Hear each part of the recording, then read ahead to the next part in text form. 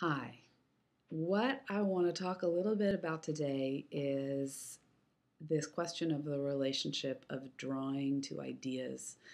Um, Looking at some of the conversations about drawing practice when I was developing the course, I came across this sort of discourse that exists about the way in which there's a relationship, or what is the nature of the relationship between making marks and thinking of things and thought itself, right? How is drawing a kind of thinking?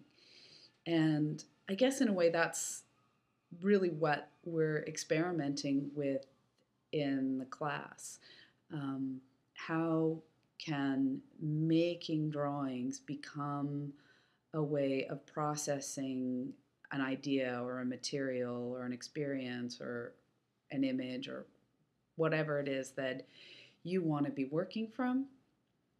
And that, I mean, there's two parts to that, right? There's this sort of curiosity or this possibility of drawing being a kind of thinking, right? How is it a, a processing or a creator or a producer or generator of thought, or how is it thought itself, really, which is kind of the more interesting um, investigation or possibility, maybe. I don't know, I shouldn't sort of privilege one or the other.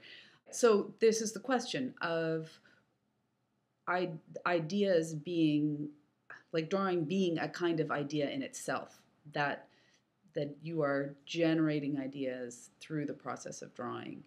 Um, so, what this requires, though, is a kind of active relationship to your drawing practice um, that is sustained throughout the drawing, throughout series of drawings, throughout throughout your practice, right? So this, and what I'm thinking about in this regard, is a kind of um, constant dialogue. Maybe not constant, it doesn't have to be sort of like an obsessive and torturous thing, um, but an ongoing conversation between yourself and the work that you're producing, the work as it goes.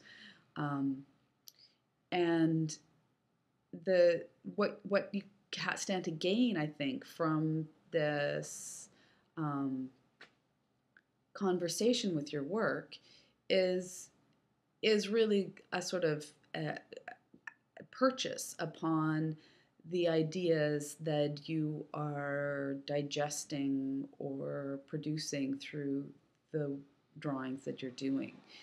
Um,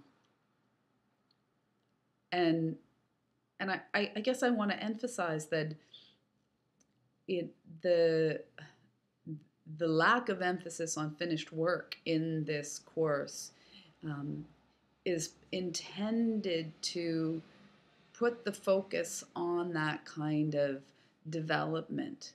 So there's an open-endedness about where things are going, which is something I already talked about, and I'm going to repeat myself um, just because that's there is a theme here. So I'm self-conscious kind of about repeating it. This question of open-endedness and sort of exploration that I talked about in the first video, um, but it does just come up again because it's intrinsic to the kind of the nature of the work that we're doing.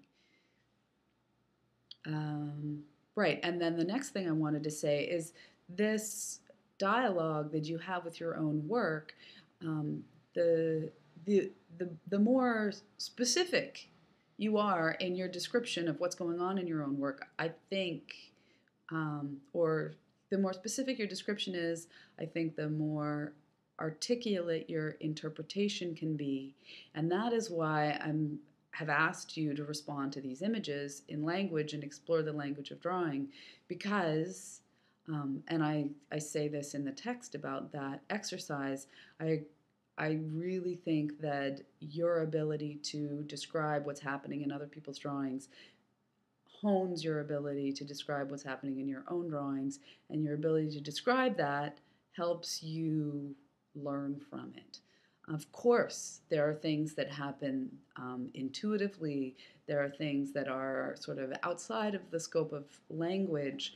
But I think that the relationship between language and those drawings that you make is a hugely fruitful one. Um, it is, after all, thought. The idea is tends to be exist in language form, right? So the role of language is kind of plays a large part in um, the work that we're going to be doing in this course. Also, something that I find quite useful in terms of maintaining and cultivating that kind of conversation is to keep notes while I work. Um, Sometimes when you get involved in a drawing process, um, your mind goes to a place where different kinds of things just kind of come and go, and I try to keep track, pay attention, and then make notes. Actually, take the time to stop and write down thoughts that come to my mind about what I'm doing, what else it relates to, because I find that is really useful to go back and look at when I'm thinking about what I've been doing, where it's going, what the implications of the things that I'm doing are.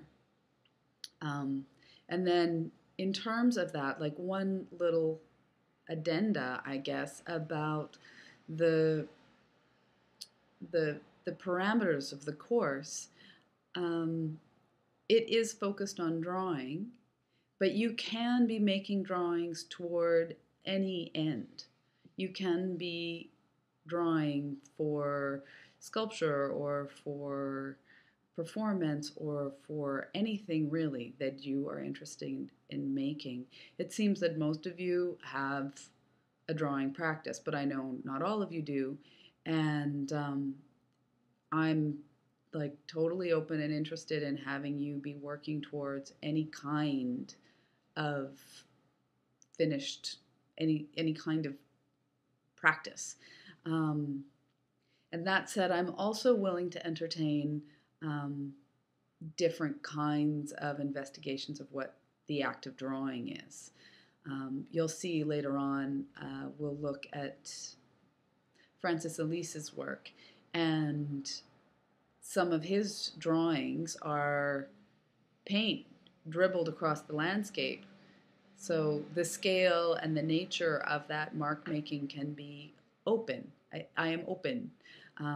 So I just wanted to add those two comments in conclusion.